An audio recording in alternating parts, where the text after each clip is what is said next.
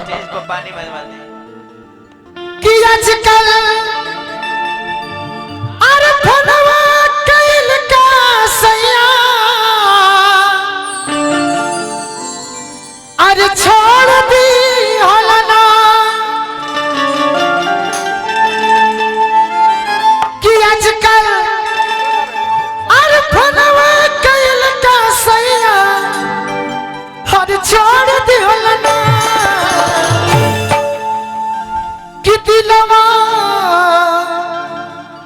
है कवन सवतनिया संगे जिया जिया करे जा जोड़ ली हलाना तो दिलवा कवन सवतनिया संगे जोड़ ली हलाना सवतिया संगे जोड़ली हलना कवन सवतनिया संगे जोड़ ली हलाना कौन सवतिया संगे जोड़ली हलना इनकरे नाम है नरमुंडा स्वामी। वाह ई कैसन स्वामी बाड़े की डांस करत रहे लड़की संगे। हे देवी मैं सबका कल्याण करता हूँ। अच्छा ब्रह्मचारी हूँ मेरा भी कल्याण कर दिए बाबा। आइए हवेली पर आपका भी कल्याण होगा। आजकल फोनवा कैल का सैया छोड़ दी हलना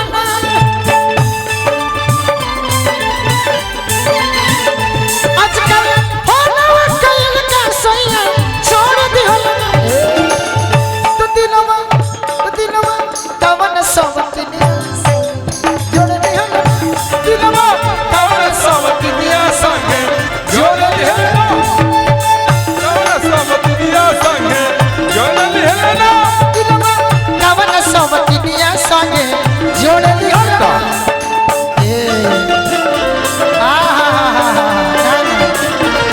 सुनो जाई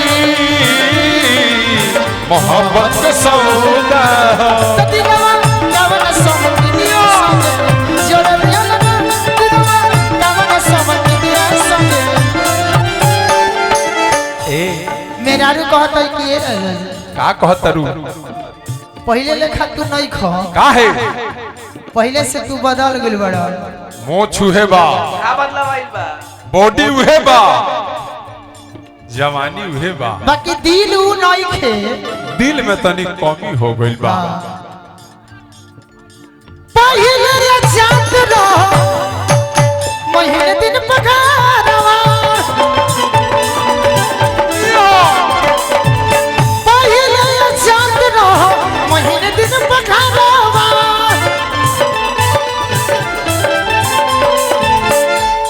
आज अब तू रहीला राजा या करे जा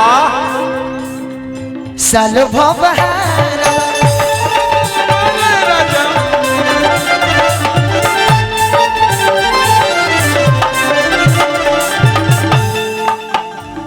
कि ऐसन लागता ए राजा जी हो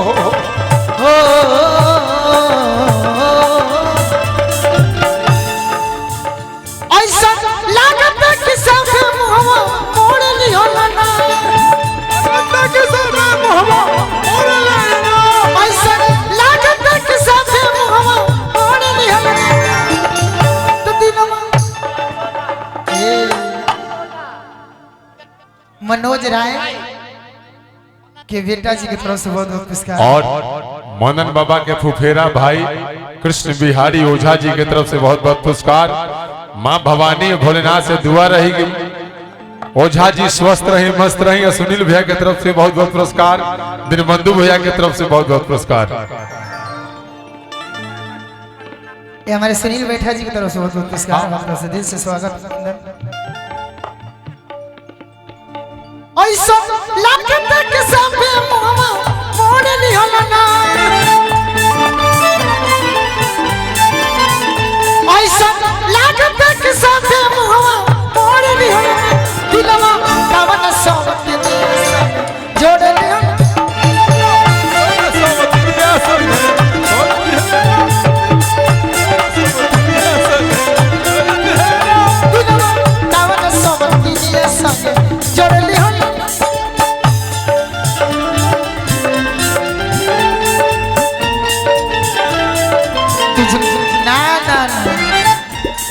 हई बजाइए ना ए असगर भैया एमे हई बजाइए पिया कबले बदली राजधानिया से पिया कबले बदली राजधानिया से यो चल खेले और जवानिया तेरा खेल जाए खेला जवानिया तो दिलवा कवन सोही देवना कब समझनिया सके जो वाह मेरा रू कहती मनन बाबा के तरफ से हजारों हजार पुरस्कार। अब भैया सुनील सिंह नेताजी हमार अष्टजाम के व्यास सब काम ठीक बाबा की रहुआ हेने बैठ रहती नु तो बड़ी निक रहे केकरा के हतरू तब वो ठीक बा यहाँ सब के बड़ी ध्यान बा सरोज को जब नजर से नजर मिले ना ये मनोज राय मुखिया महमदम पंचायत के वहाँ की तरफ से बहुत बहुत पुरस्कार बा हमारा तरफ से दिल से स्वागत है देह तू कराई लयाधी आयु तुहर के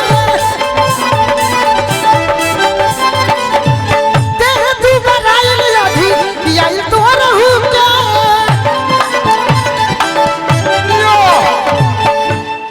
आज खोब खीर जिया करे जा जियो हो मुन्ना बाबू पैक्स अध्यक्ष वाह मुन्ना हजारों हजार को पुरस्कार तने साइड दो बाबू।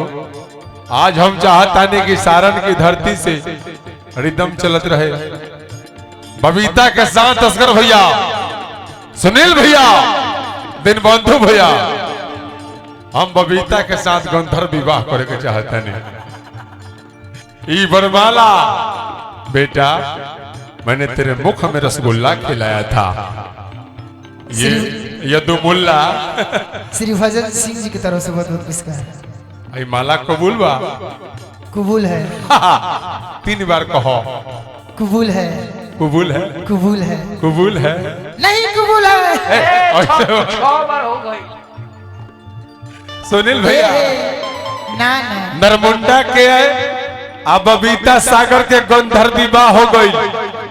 नरमुंडा ने बबीता को बरमाला पहनाया। आज मध्यरात्रि से एक कन्या मेरी है। बजाओ जोरदार ताली। तुमको चाहा था तुमको चाहेंगे वादे जो किए वो निभाएंगे ऐसा हर जन्म के इंतजार है हमको तुमसे प्यार है हमको तुमसे प्यार है हमको तुमसे प्यार है हमको तुमसे प्यार है।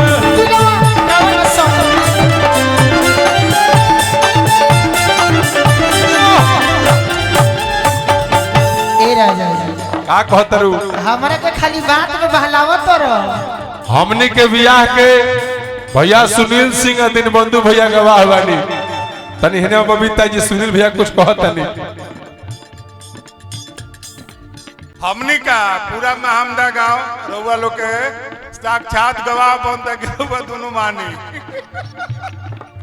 रउआ लोग के भगवान ने सही बनैले रखस के रउआ लोग मंच पर गर्दा उड़ावत रहे। ठीक बनो चली धन्यवाद। वहां के कहां जाए देवेंद्र भैया का आशीर्वाद बनल बा। चलित रही हेने आई हां हम वो मेहरारू ना होई काहे खाटी हम देहाती मेहरारू होई राजा जी। हमरा उहे चाही अपना पतिदेव के हो में हां अपना मर्द के हो आ वहू से निमन ठेठ भोजपुरी अपना भातार के हो। भगवान मानी ना बाकी तू मानत नहीं खो हमार के कगो मेहरारू करे में यहाँ का अब तो हम नहीं जानत हमरा से हम तो जानते कि हमरे से पहले बड़ा प्रथम बियाह गंधर्व विवाह बुझा के रउरा राजा बने का दो। आरे नरमुंडा स्वामी हम के दियो पगली बनावे बबीता जी जी जी आपके जो आवाज है ना उसके हम दीवाने हैं। अच्छा व्यास जी जी से हम यूट्यूब पर देखते हैं आपका गोलू राजा के साथ। जी जी हम अपने मानस मंडली के हम लोग कलाकार हैं, रामायण गाते हैं, महाभारत गाते हैं, लेकिन आवाज के आपके हम बड़ी पसंद है। कायल है ब्याज जखमी जितेंद्र हमके पगली बनावेला आज होगी प्यार तू पैसा।